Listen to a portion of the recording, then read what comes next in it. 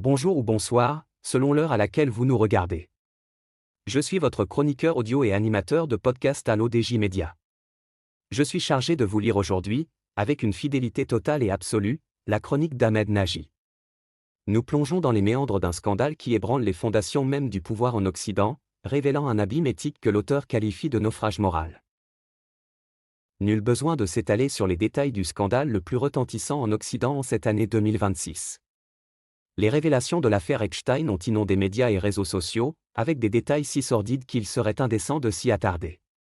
Ce que reflète cette affaire, centrée sur Jeffrey Epstein, ancien professeur de mathématiques sans diplôme universitaire à la Dalton School de New York, devenu un riche financier au réseau d'influence étendu, mais aussi pédocriminel et proxénète, c'est le naufrage moral d'une élite politique et sociale occidentale persuadée de tout se permettre. Fin janvier, le département de la justice américaine a publié 3,5 millions de pages du dossier Epstein, avec des photos et vidéos à l'appui du grand déballage sur les mœurs sexuelles et les rites pervers d'éminentes personnalités du monde de la politique et des affaires des États-Unis et d'autres pays occidentaux. L'auteur ajoute que cette divulgation a entraîné une cascade de démissions, destitutions et disgrâces. Parmi les figures touchées, citons Larry Summers, ancien secrétaire au Trésor américain et ex-président de Harvard, qui s'est retiré de la vie politique, Jack Lang, ancien ministre français de la Culture, qui a quitté la présidence de l'Institut du monde arabe, ainsi que Tim Allen, directeur de la communication du Premier ministre britannique Keir Starmer, et Morgan McSweeney, son chef de cabinet. Mona Juul a également abandonné son poste d'ambassadrice de Norvège en Jordanie. Peter Mandelson, ancien ministre et ambassadeur du Royaume-Uni à Washington, a été démis de ses fonctions, tandis que le prince Andrew, frère du roi Charles III, s'est vu retirer ses titres officiels. L'auteur affirme que pour lui, ces révélations ne représenteraient cependant que la moitié des documents détenus par les autorités américaines, les éléments les plus sinistres n'ayant pas été rendus publics. Seuls les membres du Congrès des États-Unis ont accès à ces archives. Selon Thomas Massie et Ro Khanna, respectivement élus républicains du Kentucky et démocrates de Californie à la Chambre des représentants, sinon de grandes personnalités ont été occultés, dont celui d'une personne occupant un poste clé dans un pays autre que les États-Unis. Ils exigent leur publication.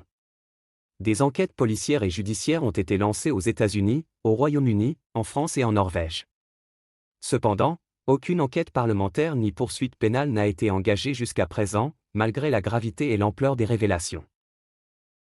L'auteur pense que les liens de Jeffrey Epstein avec les services de renseignement israéliens, le Mossad, étant de notoriété publique, certains médias français ont évoqué des connexions avec les services de renseignement russes, le SVR.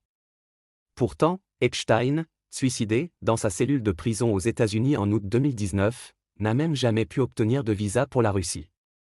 Les opinions publiques occidentales ont ainsi été contraintes d'assister, en spectateurs passifs, au déballage des mœurs sexuelles perverses d'une partie de leur classe politique et de leurs élites économiques. Cette situation reflète une profonde impuissance face à un système qui semble avoir neutralisé toute capacité de résistance collective. L'auteur conclut en expliquant que la théorie de l'anthropologue et historien français Emmanuel Todd, selon laquelle le nihilisme est un facteur décisif de la décadence occidentale, trouve dans l'affaire Epstein une illustration frappante. Cette affaire met en lumière une crise morale et systémique qui dépasse le simple scandale individuel, révélant une société en proie à des dérives profondes et à une perte de repères éthiques.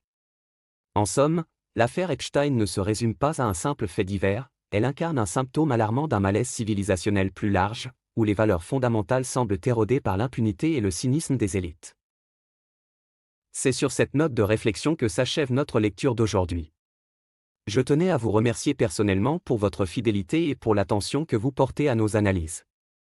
En tant que votre hôte, j'ai mis un point d'honneur à respecter scrupuleusement l'intégrité et la lettre des propos de l'auteur, afin de vous transmettre sa vision sans aucun filtre. Restez à l'affût, car nous nous retrouverons très prochainement pour une nouvelle chronique, où nous continuerons d'explorer ensemble les complexités de notre monde en mutation. D'ici là, cultivez votre esprit critique et restez connectés sur les plateformes de l'ODJ Média. Prenez soin de vous, et à très vite.